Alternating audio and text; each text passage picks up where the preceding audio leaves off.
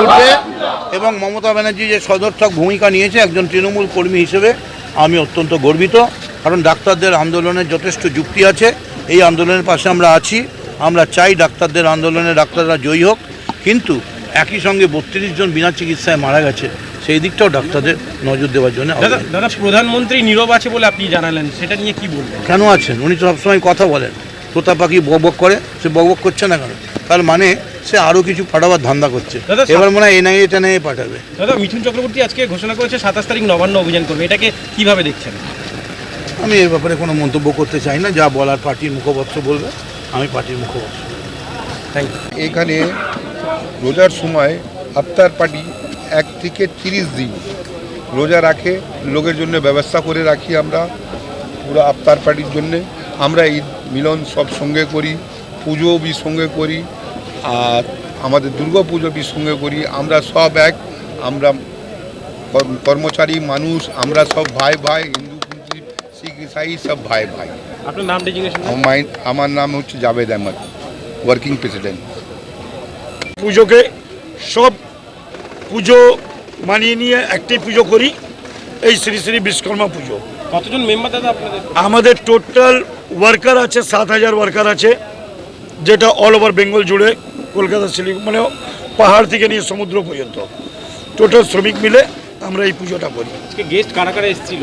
আজকে আমাদের এসেছিলেন ইন্টালি বিধানসভা কেন্দ্রের বিধায়ক স্বর্ণকমল সাহা, সন্দীপন সাহা, গোপাল চন্দ্র সাহা, 46 নম্বর ওয়ার্ডের সভাপতি, 58 নম্বর ওয়ার্ডের কাউন্সিলর MMIC কলকাতা কর্পোরেশনে, ও আপনারা দেখেছেন আমাদের সভাপতি মদন মিত্র সাহেব, উনি এসেছিলেন।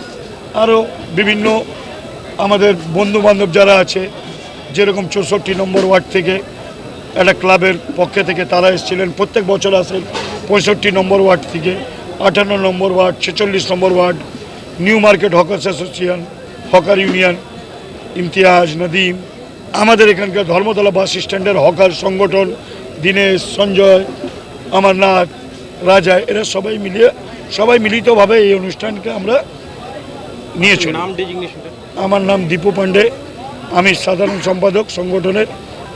আমাদের ওয়ার্কিং সেক্রেটারি জাভেদ আহমেদ, আজিম শেখ ওয়ার্কিং সেক্রেটারি, আরেকজন আমাদের ভাইস প্রেসিডেন্ট আছে মোহাম্মদ আসাদ, উনি আছেন আমাদের ওই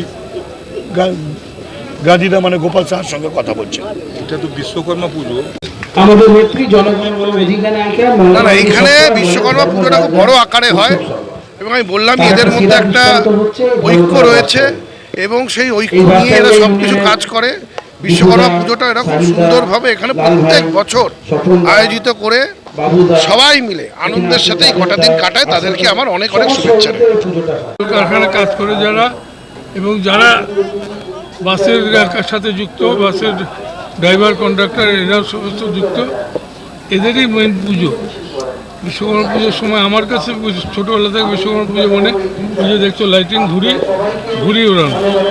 কালকে দেখবে খুব ঘুড়ি উড়বে, বৃষ্টিটা বন্ধ হয়েছে। যাদের ঘুড়ি ওড়ানোর শখ ছিল তারা ভাবছিল বৃষ্টি হলে কী করে চালাবো, ঘুড়ি ওড়াবো, কিন্তু সেটা থেকে মুক্ত হয়েছে। কালকে ঘুড়ি উড়বে, আমিও ওড়াবো। এইভাবে সকলকে বলছি যে সকলে মিলে ঝুলে থাকো। বাসের এখানে ইউনিয়ন করো, ইউনিয়নটা করতে গিয়ে এমন করো না যে ইউনিয়ন বাসের যে মালিক তাকে ক্ষতিগ্রস্ত করে বাস বন্ধ হয়ে যাক। বাসও চলুক, ইউনিয়নও থাকুক, মালিকও বাঁচুক, এই পলিসি নিয়ে চলতে হবে। এটাই আমার মনে হয়, এটাই আজকে আমাদের বার্তা রইল সকলের প্রতি। কালকে কি তুমিও ঘুরিয়ে ওড়াবে দাদা? অবশ্যই ওড়াবো কালকে।